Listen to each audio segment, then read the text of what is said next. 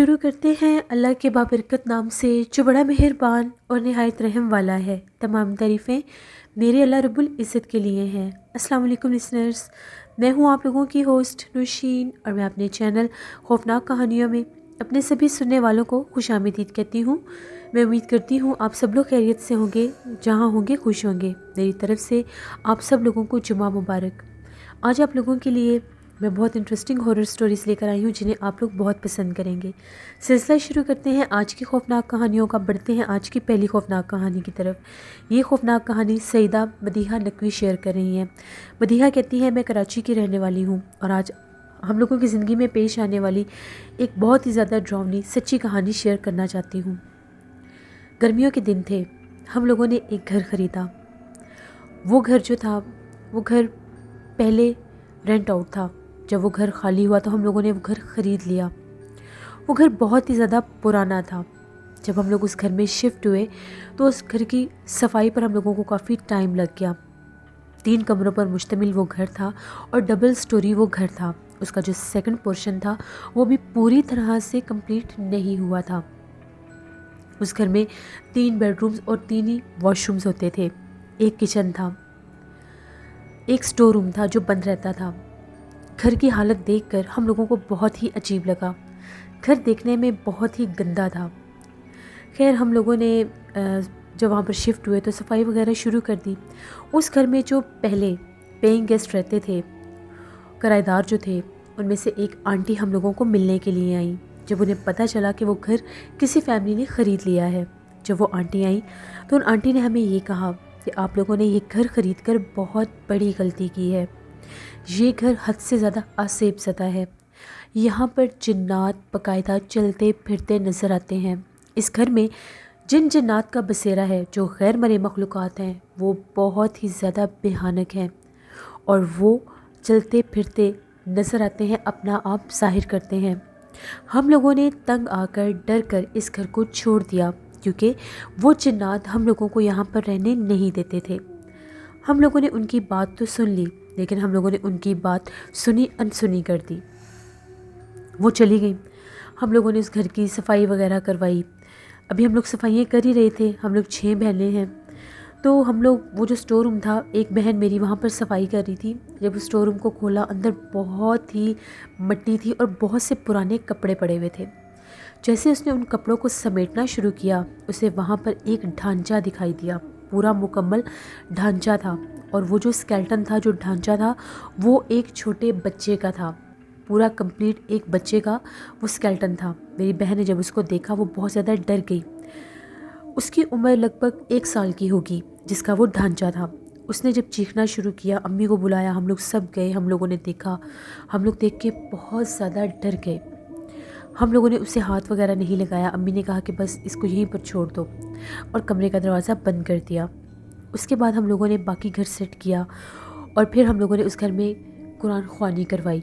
कुरान ख्वानी के बाद कुछ दिन हम लोगों के आराम से गुजर गए। एक रात की बात है, बहुत सख्त गर्मी थी। हम सारी बहनें अपने कमरे में सो रही थीं।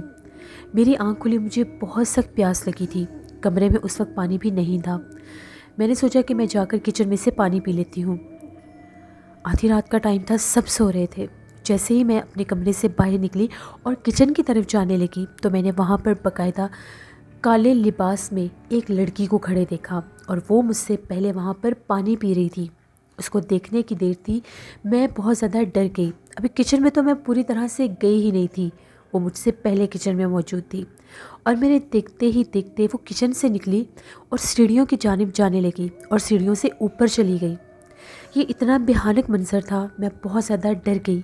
ना तो मेरे में हिम्मत हुई कि मैं उसको बुला सकूं, उससे पूछ सकूं, और ना ही मुझ में ये हिम्मत हुई कि मैं आगे जाके देख सकूं कि वो कौन थी और कौन नहीं। मैं बिना पानी पिए कमरे में वापस आ गई और मैंने कमरे का दरवाज़ा बंद कर लिया। मैं इतनी सहम गई थी कि मैंने अपनी बहनों को भी नहीं जगाया। मैं चुपचाप अपने बिस्तर पर लेटी और डरती डरती सो गई। अगले दिन भी ये बात मैंने घर में शेयर नहीं की। उसके कुछ दिन के बाद मेरी एक बहन को वही काले लिबास वाली लड़की घर में दोबारा से नज़र आई। वो बहुत ज़्यादा डर गई। उसने ये बात हम लोगों के साथ शेयर की। जब उसने ये बात शेयर की तो मैंने भी बताया کہ میں کچن میں پانی پینے جا رہی تھی تو میں نے باقاعدہ وہاں پر کالے لباس میں ایک لڑکی کو کھڑے دیکھا تھا جو مجھ سے پہلے پانی پی رہی تھی۔ اب ہم لوگ بہت زیادہ ڈرنے بھی لگ گئے، کیونکہ وہ جو آنٹی ہمیں باتیں بتا کر گئی تھیں وہ باتیں بھی ہم لوگوں کے مائنڈ میں تھیں، اور پھر ہم لوگوں کو خود بھی نظر آنے لگ گیا کہ یہاں پر تو جنات اپنا آپ ظاہر کر رہے ہیں۔ بہت زیادہ بھیانک بات تھی یہ، بہت زیادہ ہم لوگوں میں خوف و ہراس پھیل گیا۔ پھر ایک رات کی بات ہے، میری جو دوسری امی ہیں وہ سید ذاتی ہیں، وہ کمرے میں سو رہی تھیں۔ اچانک ہمیں ان کے چیخنے کی آواز آئی۔ ہم لوگ جب ان کا چیخو پکار سن کے کمرے میں گئے تو وہ بہت زیادہ ڈری ہوئی تھیں، اور ان کی گردن پر ایسے نشان تھے جیسے ان کی گردن کے اوپر کسی نے اپنے ناخن مارے ہیں۔ وہ بہت ڈری ہوئی تھیں۔ ہم لوگوں نے ان سے پوچھا کہ آپ کو کیا ہوا ہے، انہیں پانی پلایا۔ جب کچھ حوصلے میں وہ آئیں تو ان کا کہنا یہ تھا کہ میں کمرے میں آرام سے سو رہی تھی، ایک دم سے میری آنکھ کھلی تو مجھے ایسا محسوس ہوا کہ جیسے میرے ارد گرد سے بہت گندی بدبو آ رہی ہے۔ وہ اتنی گندی اسمیل تھی کہ مجھے سمجھ نہیں آ رہی تھی کہ اتنی گندی اسمیل کہاں سے آ رہی ہے، جیسے مردار کی بدبو ہوتی ہے۔ جیسے میں نے پلٹ کر دوسری طرف دیکھا تو میں نے دیکھا میرے پاس ایک عورت کھڑی تھی۔ وہ بالکل چھوٹے سے قد کی عورت تھی، اس کا منہ بہت زیادہ بڑا تھا، اس کے دانت بہت زیادہ لمبے تھے اور اس کے سارے دانت منہ سے باہر نکلے ہوئے تھے۔ وہ اتنی بھیانک تھی، اس کا بہت زیادہ جلا ہوا کالا چہرہ تھا۔ جیسے میں نے اس کو دیکھا میں چیخنے لگی تو اس نے میری گردن کے اوپر حملہ کر دیا اور باقاعدہ اپنے ناخن میری گردن میں گاڑ دیے۔ اس سے پہلے کہ وہ مجھے مزید نقصان پہنچاتی، اللہ نے مجھے ہمت دی اور میں نے چیخنا شروع کر دیا، اور میرے چیخو پکار سن کر جب آپ لوگ کمرے میں آئے تو وہ غائب ہو چکی۔ اس کے جسم پر بہت زیادہ کالے رنگ کے بال تھے۔ ہم لوگ بہت زیادہ ڈر گئے۔ ہماری امی نے ہمیں جب یہ بات بتائی، پھر ہم لوگوں نے اللہ کا شکر ادا کیا کہ ان کو کوئی نقصان نہیں ہوا۔ ہم لوگ موقع پر پہنچ گئے۔ یہ ہم لوگوں کے اپنے اس گھر کی کہانی تھی جو میں نے آپ کے ساتھ شیئر کی۔ بہت شکریہ سیدہ مدیحہ نقوی آپ کا۔ پڑھتے ہیں ایک اور خوفناک کہانی کی طرف۔ یہ خوفناک کہانی عروج فاطمہ شیئر کر رہی ہیں۔ عروج کہتی ہیں، میں ملتان کی رہنے والی ہوں اور آج آپ کے ساتھ ہم لوگوں کی زندگی میں پیش آنے والی ایک بہت ہی زیادہ بھیانک کہانی شیئر کرنا چاہتی ہوں۔ یہ ابھی ریسنٹلی پچھلے سال کی ہی بات ہے۔ ابھی ہم لوگوں کو یہاں پر اس گھر میں شفٹ ہوئے تقریباً 5 سے 6 ماہ ہوئے ہیں۔ اب ہم لوگ شاہ رکن عالم کالونی میں شفٹ ہو چکے ہیں۔ اس سے پہلے ہم لوگ جہاں پر رہتے تھے وہ گھر ہم لوگوں نے رینٹ پر لیا ہوا تھا۔ اس گھر میں ہم لوگوں کو شفٹ ہوئے، اس گھر میں تقریباً ہم لوگ 1.5 سال رہے ہیں۔ اس گھر میں ہم لوگوں کو شفٹ ہوئے 5واں دن تھا۔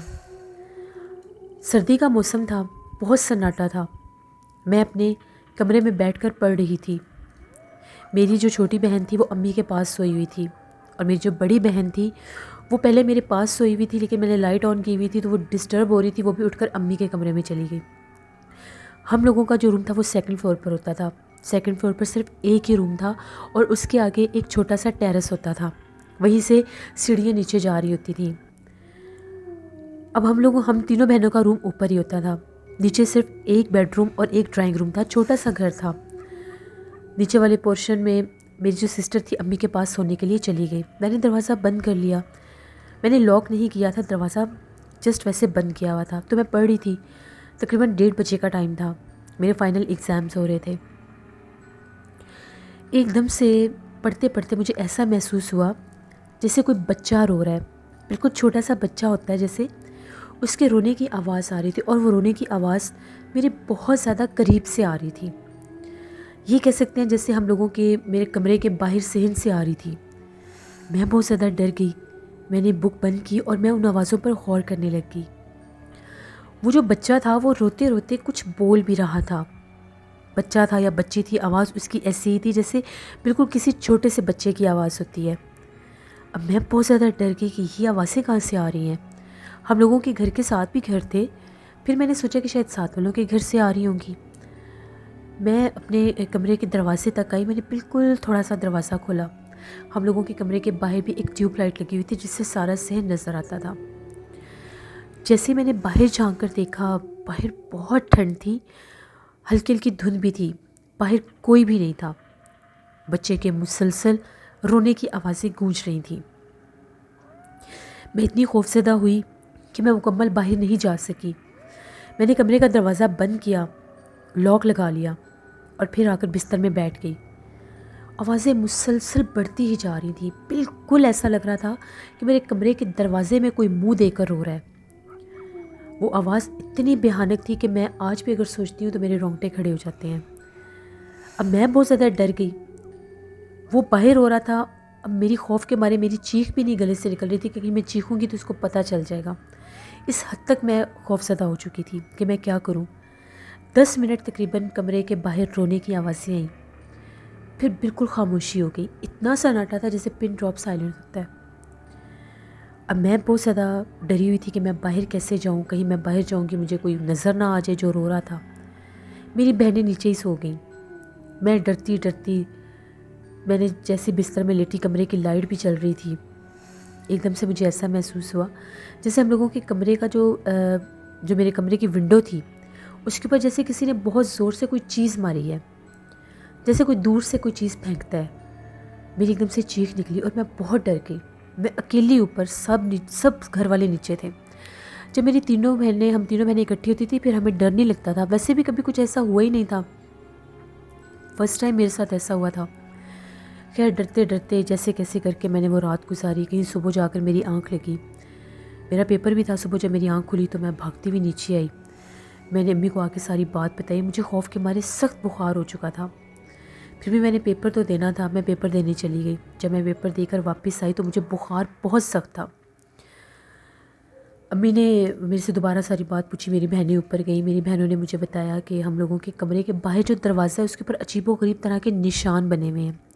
وہ نشان ایسے تھے جیسے کوئی دروازے کو جیسے چھیلتا ہے کسی چیز کو تو نشان پڑے ہوتے ہیں، اور وہ ہائٹ بھی بالکل چھوٹی سی تھی، یعنی 1.5-2 سال کا بچہ ہو اگر اس جتنی ہائٹ ہو تو وہ دروازے کو جیسے اسکریچز مارے ہوئے تھے، ایسے وہ دروازے پر نشان تھے۔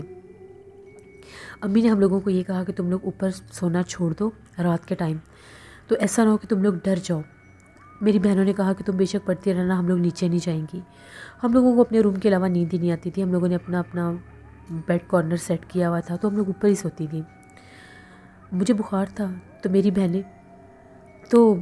مجھے بخار تھا، ایک پیپر میں چھٹی بھی تھی، میں نے ان سے یہ کہا کہ مجھے آج نہیں پڑھنا، میں کل پڑھ لوں گی۔ میں سوئی بھی تھی، کمرے میں لیٹی ہوئی تھی، وہ بھی دونوں کمرے میں ہی تھی، اپنا موبائل یوز کر رہی تھی۔ ایک دم سے پتہ نہیں میری جو بڑی بہن تھی اسے کیا سوجھی، وہ اپنا موبائل لے کر کمرے سے باہر چلی گئی۔ ہم لوگ اس کو بلاتے رہے کہ باہر نہ جاؤ، کافی رات ہے، کہتی کہ بس میں ابھی آ رہی ہوں۔ وہ کمرے سے باہر نکلی، 5 منٹ گزر گئے، میں اور میری دوسری بہن، چھوٹی بہن، ہم لوگ باتیں کر رہی تھیں، ایک دم سے باہر سے بہت زیادہ اس کی چیخنے کی آوازیں آنے لگ گئیں، مجھے بچاؤ، اس طرح کی آوازیں آ رہی تھی جیسے پتہ نہیں اس کے اوپر کوئی چیز کسی نے حملہ کیا یا جو بھی ہے۔ جیسے ہی ہم لوگ باہر بھاگیں، وہ زمین کے اوپر گری ہوئی تھی، اس کا موبائل ایک طرف گرا ہوا تھا اور اس نے اپنے بال پکڑے ہوئے تھے اور کبھی گردن پکڑ رہی تھی، مجھے بچا لو مجھے بچا لو، ایسے ایسے کر رہی تھی۔ اس کی گرنے کی آواز سن کے امی وغیرہ بھی اوپر بھاگے، ابو، میرے بھائی سب اوپر آئے، جب دیکھا تو وہ اس کے بڑی بری حالت تھی، اس کو اٹھا کر ہم لوگ نیچے لے کر گئے، بڑی مشکل سے نیچے لے کر آئے، پانی پلایا، وہ بہت زیادہ رو رہی تھی بڑی اونچی آواز میں۔ امی نے اس کو تسلی دی، سمجھایا کہ بتاؤ ہوا کیا ہے، ساری بات بتاؤ۔ اس نے یہ کہا کہ میں فون لے کر باہر آئی تھی، میں باہر کوئی ویڈیو بنانے آئی تھی کہ باہر ٹھنڈ بہت زیادہ تھی، میں نے اپنا اسٹیٹس پوسٹ کرنا تھا، تو جیسے ہی میں باہر نکلی، ہم لوگوں کا جو اس گھر کا جو باہر ٹیرس تھا وہاں پر ایک بالکل چھوٹی سی گرل تھی، اس کے باہر کا ویو بہت اچھا تھا، کافی بڑے بڑے درخت تھے سراؤنڈنگ میں، تو وہ نائٹ میں بہت اچھے لگتے تھے، لائٹس جل رہی ہوتی تھی تو وہ بڑے خوبصورت لگتے تھے۔ یہ کہتی ہے کہ میں ویڈیو بناتی بناتی جیسے ہی میں گرل کے کارنر پر آئی تو وہ درخت کا کچھ حصہ ہماری چھت پر بھی آتا تھا۔ وہ کہتی ہے مجھے ایسا لگا کہ جیسے درخت کے اوپر کوئی چیز چمکی ہے، جیسے کوئی آنکھیں ہوتی ہیں اور وہ چمک رہی ہیں، تو میں ویڈیو میں کیپچر کر کے دیکھنا چاہ رہی تھی کہ یہ کیا ہے۔ تبھی میں کیا دیکھتی ہوں کہ وہ جو بھی چیز تھی وہ ایک دم سے وہ درخت سے نیچے اتری ہے۔ اب نہ تو وہ بندر تھا، نہ ہی وہ کوئی عجیب سی مخلوق تھی، وہ کہتی ہے کہ جیسے کچھ چھوٹا سا بچہ نما مخلوق تھی، بہت بھیانک تھا، اس کے سر پر بال نہیں تھے، سفید آنکھیں تھیں اور عجیب و غریب شکل تھی، بہت ڈراؤنی شکل تھی، بہت لمبے لمبے دانت تھے۔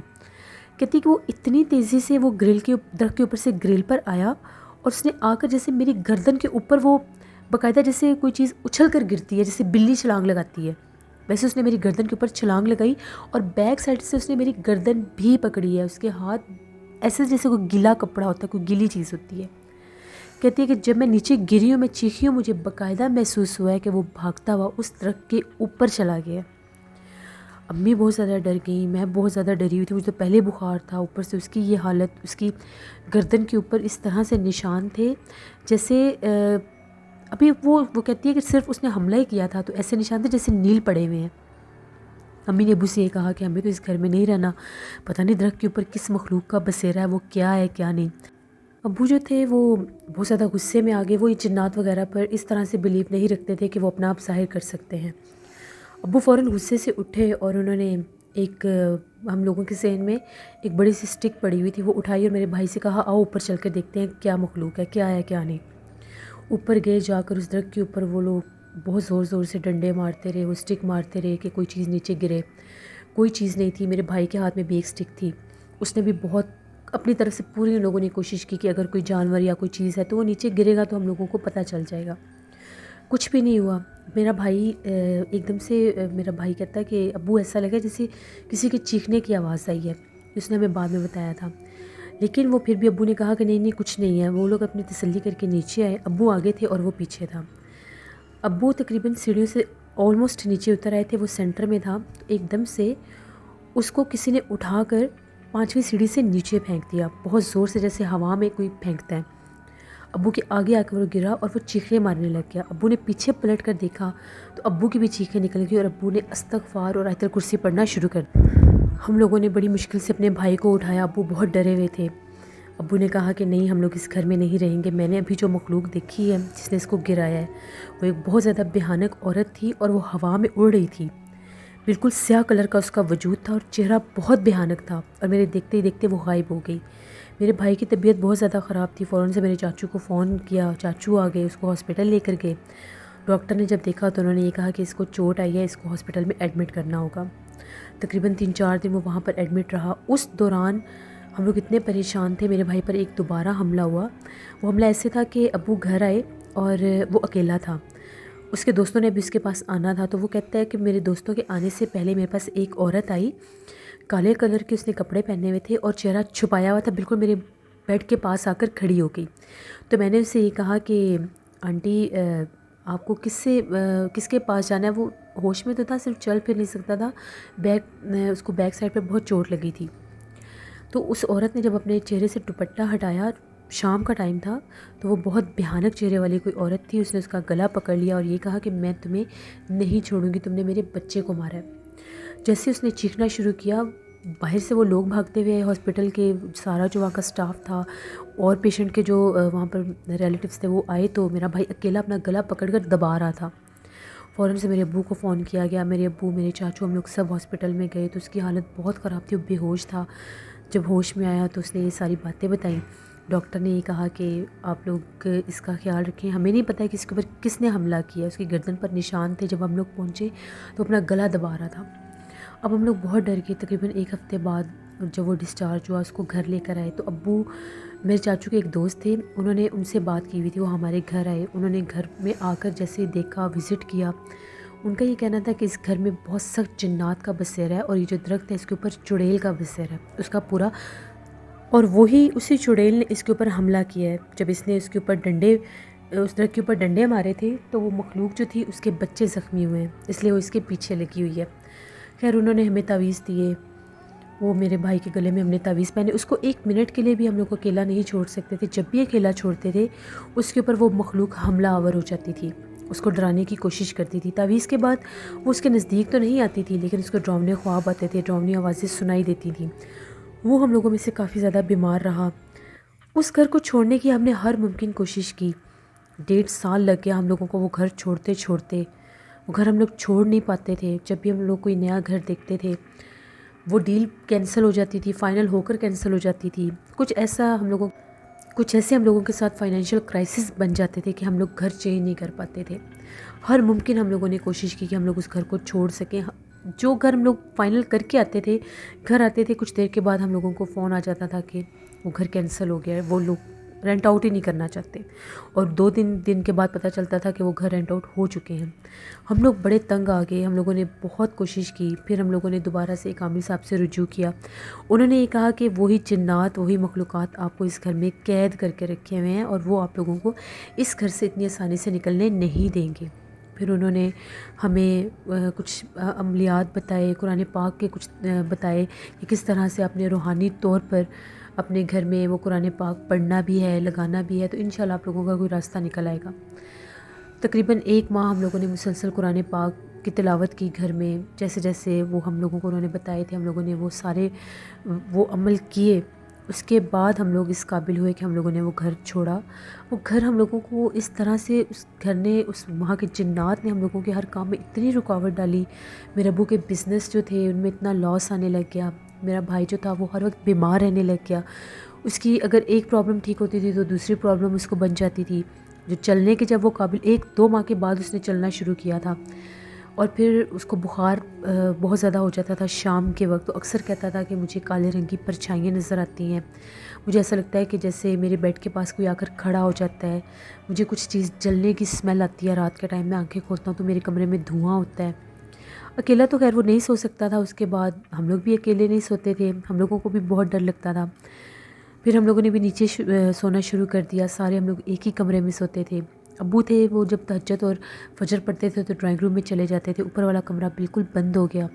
اوپر والے کمرے سے اکثر ہم لوگوں کو بچے کے رونے کی آواز آتی تھی، کبھی کبھی وہ آواز دن کے وقت بھی سنائی دیتی تھی، ہم لوگ بہت زیادہ ڈرتے تھے۔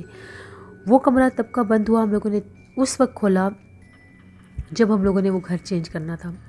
سینٹر میں کبھی کبھی ہوتا تھا کہ ہم لوگ اگر صفائی وغیرہ کرنے اوپر جاتے تھے تو وہ بھی صرف کچھ ٹائم کے لیے فوراً نیچے آ جاتے تھے۔ اس کمرے میں اتنی عجیب سی اسمیل ہر وقت رہتی تھی، وہ عجیب اسمیل تھی، صرف اس کمرے کی حدود تک رہتی تھی، وہاں پر ہر وقت مٹی اور گرد رہتی تھی۔ اگر صفائی کر کے ہٹتے تھے تو تھوڑی ہی دیر کے بعد ایسے لگتا تھا کہ ابھی اس کمرے میں کسی نے مٹی پھینک دی ہے۔ یہاں تک کہ ہم لوگوں کے گھر ہم لوگوں کے کچھ ریلیٹیوز آئے تھے تو وہ میری بہن کے ساتھ ان کی بیٹی اوپر گئی، ابھی شام نہیں ہوئی تھی، تقریباً دوپہر عصر کا ٹائم ہوگا، تو وہ لوگ کہتی ہیں کہ ہم لوگوں کو باقاعدہ اس کمرے میں کسی کے ہنسنے کی آوازیں آ رہی تھیں۔